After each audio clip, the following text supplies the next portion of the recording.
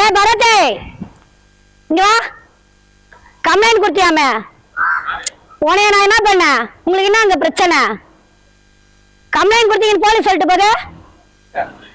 ஏதோ என் மேல கம்ப்ளைண்ட் கொடுத்தீங்களாமே, பட்டா போட்டு வச்சிருக்கீங்களா? நீங்க வீடியோ பட்டா போட்டு வச்சிருக்கீங்களா இல்ல ஜீவா காப்பி இருக்கா? நான் உன் இடத்துல உட்காந்தனா, உன் இடத்துல அங்க வந்து வீடியோ எடுத்தனா? என்னது யாரு? அது நீ போய் எங்க கேட்கணுமோ அங்க போய் கேளு. நான் உன்னை எடுத்தனா? நான் உன்னை பேசுனா? நான் எங்கேயோ என் இடத்துல நான் பேசுறேன். கம்ப்ளைண்ட் கொடு, நான் பாத்துக்கிறேன். டே கான்ட்ராக்ட்ல இருக்கிற நீ என்ன பண்ணுமோ பண்ணு. அரசாங்கத்துல இருக்கிற நாங்க என்ன பண்ணோம் பண்றோம். நீங்க ஜீவா காப்பியை காட்டுன்னுவேன்.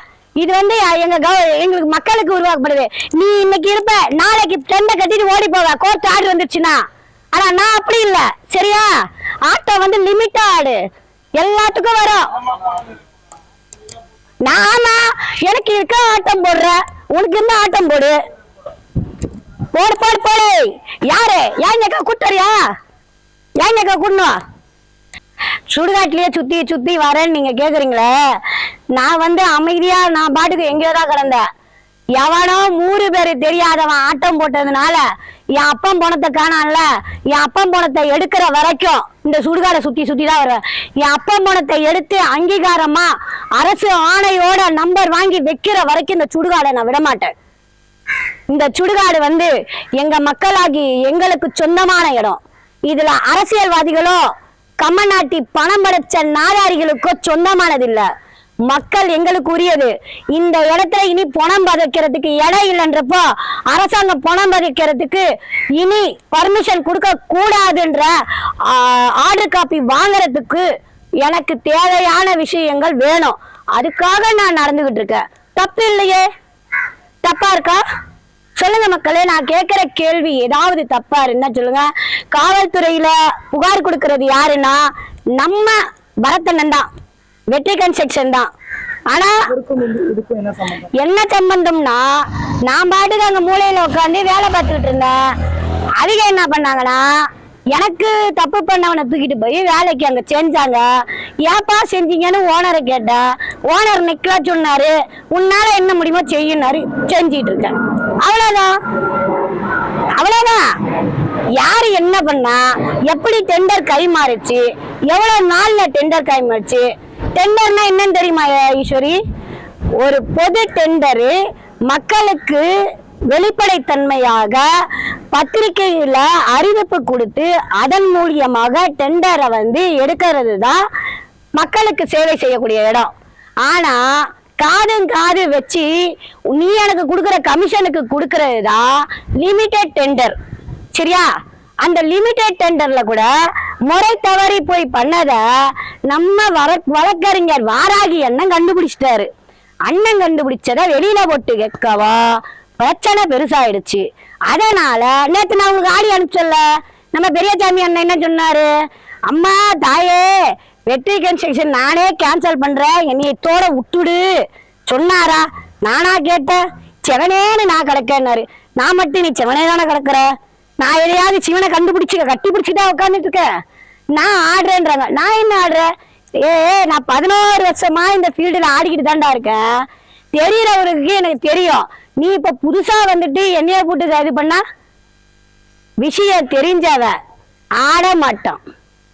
கல்லறைய பத்தியோ பணத்தை எரிக்கிறத பத்தியோ உனக்கு என்ன விவரம் தெரியும்?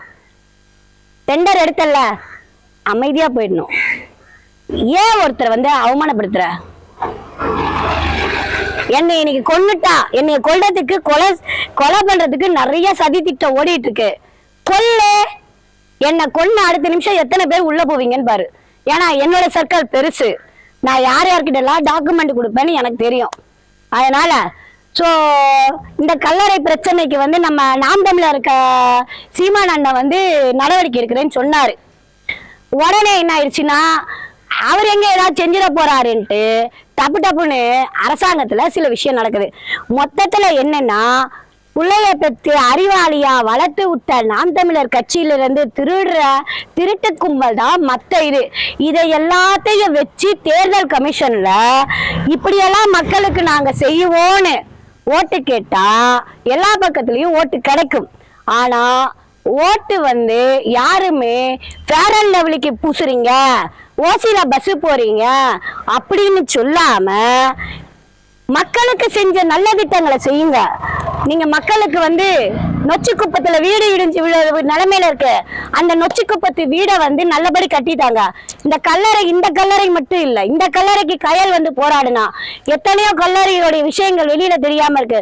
அந்த கல்லறைகளுடைய விஷயங்கள்லாம் வெளியில வந்து இவனுங்களை மாதிரி ஆட்டம் போடுறவனுங்களுடைய அத்தனை பேருடைய கொட்டத்தையும் அடக்கி செய்யறேன்னு சொல்லி சிஎம் வாக்களிச்சா என் பின்னாடி இருக்கிற ஒரு 1000 ஓட்டு அவருக்கு விடும்.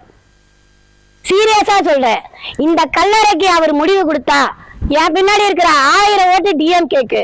ஆனா அவர் கொடுக்கலைன்னா 1000 ஓட்டு அவர் இழந்துருவாரு. என்னைய பொறுத்த வரைக்கும் வேணும்ன்றத வாங்கிக்கிறதும் வேணான்னு தூக்கி போடுறதும் உங்க கையில தான் இருக்கு, என் கையில இல்ல. இதுவரைக்கும் மக்களில் ஒருத்தியாக, மக்களின் சகோதரியாக தான் நான் பேசினேன். என்னுடைய சொந்த கருத்துக்களை நான் யாருக்கிட்டையும் திணிக்கல. ஒரு பத்திரிகையாளரா, கவர்மெண்டா இருக்கட்டும், காவல்துறையா இருக்கட்டும், அரசு அதிகாரிகளா இருக்கட்டும், அரசியல்வாதியா இருக்கட்டும், யாருக்கிட்டையுமே தலையை சொரிஞ்சுக்கிட்டு காசு கொடுத்து காசு வாங்கி பொழப்பு நடத்தல. உண்மைகளை கொடுத்து அதிகாரிகளை கேள்வி கேட்டு நாங்க உண்மைகளை வாங்கிட்டு இருக்கோம். அதனால எவன் எதை செஞ்சாலும் என் மயிருக்கு சமம். இதோட நான் இந்த பேட்டியை முடிக்கிறேன். இதோட அடுத்த பேட்டியில வெற்றி கன்ஸ்ட்ரக்ஷன் என்னென்ன தப்பு பண்ணுச்சுன்னு அடுத்த இன்டர்வியூல உங்களுக்கு சொல்றேன். வாங்க போலாம். என்னம்மா பேசிக்கிட்டு இருக்கிறீங்க? என்னங்கய்யா நானே சிவனேன்னு கிடக்குறேம்மா. நீங்க சிவனே கிடக்குறீங்களா இல்ல சிவனை கட்டி பிடிச்சிட்டு இருக்கீங்களான்னு எனக்கு என்னங்கய்யா தெரியும். இல்லம்மா, நீங்க வந்து கம்ப்ளைண்ட் கொடுத்தீங்க. அந்த கம்ப்ளைண்ட் பேர்ல நடவடிக்கை எடுத்து இன்னும் 2 நாள்ல நான் வந்து டெண்டர் கேன்சல் பண்ண போறேன். அவ்வளவு வேலை நான் பாத்துக்கிட்டு இருக்கேன். என்ன போய் வம்பு இழுக்கிறீங்க? ஐயா நான் உங்களை உங்களுக்கு நான் சொல்லிட்டேம்மா. எனக்கு எதுக்கு என்னை வந்து தயவு செஞ்சு என்ன வம்புக்கு இழுக்காதீங்க. நான் வந்து இப்போ டெண்டர் வந்து கேன்சல் பண்ணுறதுல ப்ராசஸ் இருக்கிறேன். இன்னொரு 2-3 டேஸில் நான் கேன்சல் பண்ணிடுவேன். அவ்வளவுதாம்மா உங்களுக்கு நான் சொல்ல முடியும். ஐயா அனைவருக்கும் வணக்கம். நான் கயல்விழி பத்திரிகை நிருபராக இருக்கிறேன். ஏவிஎம் சுடுகாட்டில் நடக்கும் உண்மை சம்பவங்களை தொடர்ந்து உயர் அதிகாரிகளான கமிஷனர் மற்றும் ஏஹெச்ஓ, சிஹெச்ஓ, மேயர் மற்றும் காவல்துறை, சிஎம் என்று பலதரப்பட்ட அனைத்து அதிகாரிகளுக்கும் நமது சிஎம் அவர்களுக்கும் உரிய உண்மைகளை அனுப்பி உரிய நடவடிக்கை எடுக்க வேண்டும் என்று கோரிக்கை விடுத்ததன் பேரில் சில நடவடிக்கைகள் இங்கு நடந்து வருகிறது.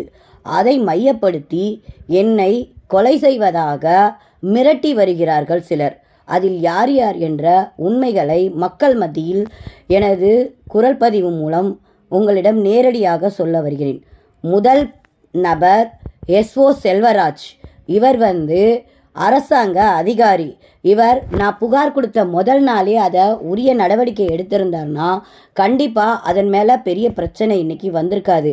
ஆனால் அவர் 5000 ரூபா பணத்தை கொடுத்து என் வாயை மூட நினச்சாரு. அதனால தான் இந்த பிரச்சனை பெருசாக விஸ்வரூபம் எடுத்தது. அவர் தேவையில்லாமல் என்னுடைய தாயாருடைய நண்பர்கிட்ட என்னை கொலை செய்ய ஆட்கள் இருக்கிறதாகவும் அதனால் கல்லறை பிரச்சனையில் இனிமேல் எதையும் எடுத்து செய்யக்கூடாதுன்னு மிரட்டல் தோணியில் அவருக்கு சொல்லியிருக்காரு. நான் என்ன கேட்குறேன், இவர் அரசு வேலை செய்கிறத விட்டுட்டு என்னுடைய தாயார் சொந்தக்காரவங்களுக்கோ இல்லை என்னுடைய வழிவகை சொந்தக்காரவங்களுக்கு மிரட்டல் கொடுக்கறது எந்த விதத்தில் நியாயம்? அதையும் அவர் வாய்மொழியில் கூறிய வார்த்தைகளும் என்னிடம் உள்ளது. முதல் இது. ரெண்டாவது, வெற்றி கன்ஸ்ட்ரக்ஷன் என்பவர்களுக்கு எனக்கு ஃபஸ்ட்டு எந்த பிரச்சனையுமே இல்லை. என்ன பிரச்சனைனா, பிரபுவை உள்ளே சேர்த்ததை தான் நான் வெளியில் கொடுத்தேன்.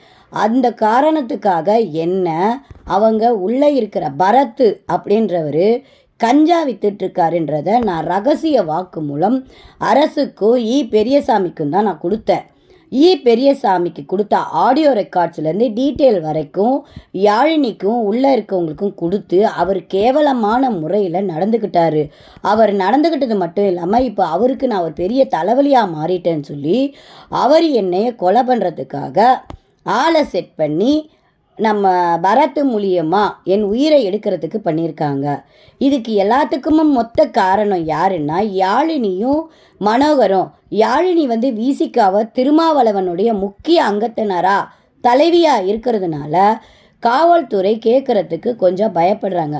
ஐயா, என்னுடைய உயிர் போனால் என்னுடைய ஜாதி தலைவரான திருமாவளவன் அவர்கள் எந்த நடவடிக்கையும் எடுக்கலை, அவர் எந்த விஷயத்தையுமே பேசலை, இதுவரைக்கும் என்னை கூப்பிட்டு ஒரு வார்த்தை கூட பேசலை. அதனால் எனக்கு உரிய நடவடிக்கை மக்களாகிய நீங்கள் தான் எடுத்து கொடுக்கணும்னு இந்த வீடியோ மூலயமா உங்களுக்கு சொல்கிறேன்.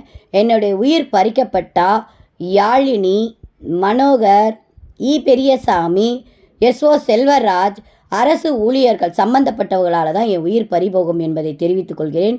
மற்றும் இதற்கு மிகப்பெரிய அளவில் காவல்துறை செயல்படுகிறது. R7 காவல்துறையில் இருக்கும் காவல் ஆய்வாளர் அவர்களின் முறைகேடான விஷயங்களில் நடக்கப்படும் கொலை சம்பவம். இந்த கொலை நடக்கிறதுக்கு முன்னாடி நாங்கள் நேரடியாக மக்கள்கிட்ட கொடுத்துருக்கோம். கொலை நடந்ததுக்கப்புறம் எப்படி வேணாலும் மாறலாம். என் உயிர் பறி போனால் இவங்க தான் காரணம்ன்றதை என் உயிர் பறி போகிறதுக்கு முன்னாடி உங்ககிட்ட சொல்கிறேன். எனக்கு 2 குழந்தைங்க இருக்காங்க. அவர்கள் தான் அனாதையாவாங்க. உண்மைகளை எடுத்து கொடுத்து அரசுக்கு உதவி செய்தா உயிர் பலி தான் வாங்குமா? இதுதான் திமுகவா? தெரியவில்லை. பொறுத்திருந்து பார்ப்போம். வணக்கம்.